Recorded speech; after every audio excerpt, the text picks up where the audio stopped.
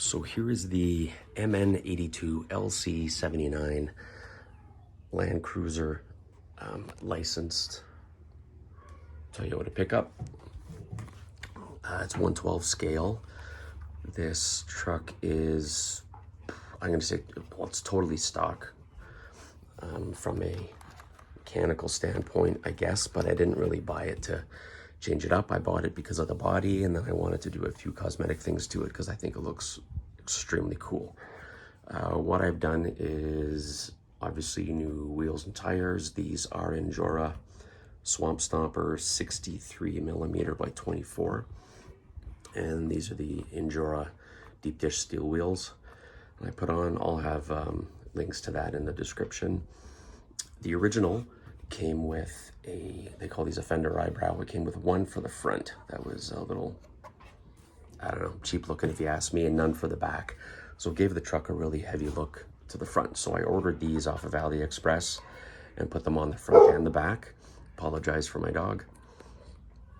And I repainted it. It comes in like a yellowy tan color as well as a red. Didn't love the red that much. This isn't significantly different, but anyways, I took everything off. I primed it white, repainted it with a, can't remember the color red, but it's a trim-clad rust paint. And then I put a matte clear coat over it, and it's held up extremely well. The interior, you'll see, extremely detailed interior, really, really nice. The seats, little seat belts, the dash, everything. Plenty of room to put a driver in there if you look at where the steering wheel is. Some of the cars you get, the steering wheel's right down against the seat, but great interior. I added these grab bars on. There's one on either side. I'm missing a snorkel. That didn't come. They actually sent me an extra fender instead of the snorkels, so I've ordered that, and or I contacted AliExpress, and they're going to send another one for me. I painted the rear bed in a hammered black paint, as well as the, I guess you call that a roll bar at the back, and I've put some little things in there. The rear gate opens pretty easy. If you'll notice, I've put some sideboards on here. I made these out of little thin sticks of balsa wood that I got off of Amazon as well. So just screw them into the side of the bed with a bit of glue as well. Had to kind of shim them on the bottom there, you can see, to make sure they stayed straight. Then I just basically weathered them, added some fake nail marks in there, and I think it adds a really nice touch to the vehicle. Shocks, so it's got leaf springs in the back as well as these friction shocks. I've increased the downward pressure on them because the back of the truck was just sitting kind of low compared to the front, and it looked a little off. Same shocks on the front, merely just friction shocks, but you know what, they pretty good. I'm not I'm not entering this into a crawling competition. This is, I think a lot of people take these things and try to make them into high level crawlers and things like that, and that's great, but this isn't built for that. This is a trail truck, scale trail truck with a little bit of crawling you can do. So I've had it out, runs well, looks realistic even with those shocks and the leaf springs. I've done nothing to them. It's got your typical, I don't know the exact size of the engine, I apologize, I forget, but it's got your typical little tiny engine in there that you would see on WPLs and these type of things. The frame is plastic, the links are plastic, the drive axles are plastic. The on-off switch is right in the bottom there, which is really convenient. You're not taking the body off trying to figure out where it goes. And then the battery goes in the front here. You can see I tried to put some rust on it. Didn't really look that good, but just the one clip for the battery. Battery lasts a while. It comes with headlights. It does not come with rear lights. There's no buckets back there per se, but I'm sure you can DIY a way to do it. These come clear. I painted them. I should have gone yellow, red, and clear, but I went orange, and it blends in, but at the end of the day, who cares? It looks okay. These fog lights at the front, you can see there's buckets in there.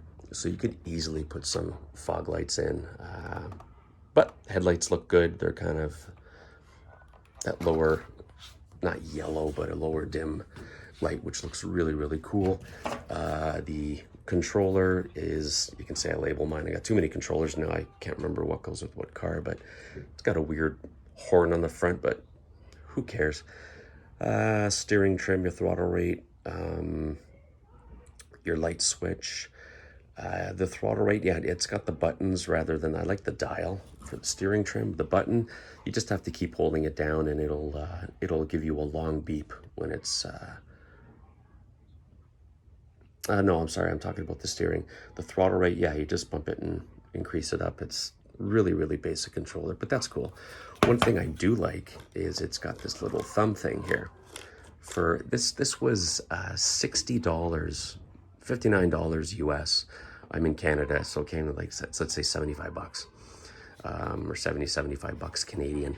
You can't go wrong for this truck for that amount of money. And what did I drop? 30 bucks on rims, maybe 20, 30 bucks on the tires.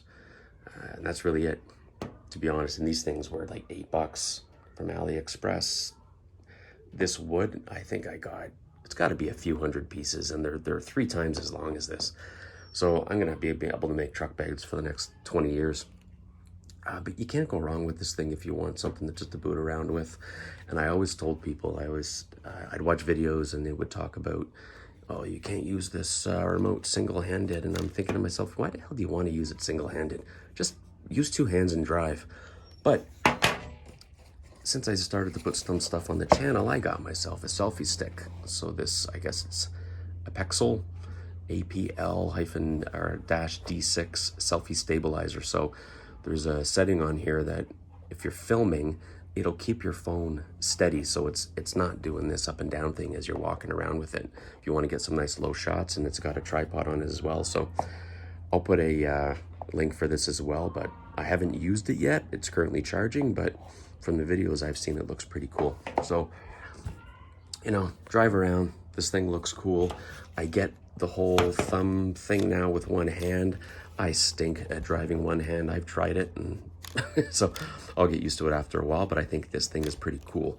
I've also seen some people take some wire and put wire around with a bit of a tail on it, and that works extremely well.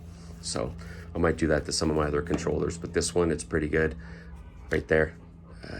Can't beat it. And like I said, for a $60 US truck, 75 some odd Canadian, comes with some pretty cool stuff. Like I said, the detail on the inside, the detail to the body, the fact that it's licensed, or they say it is anyway, drives really well. You're not going to win any races with it, but that's not what this is for. You can easily go at walking speed with this thing and just trail around. So, all right, I'll leave links to some of the things I've spoken about in the description.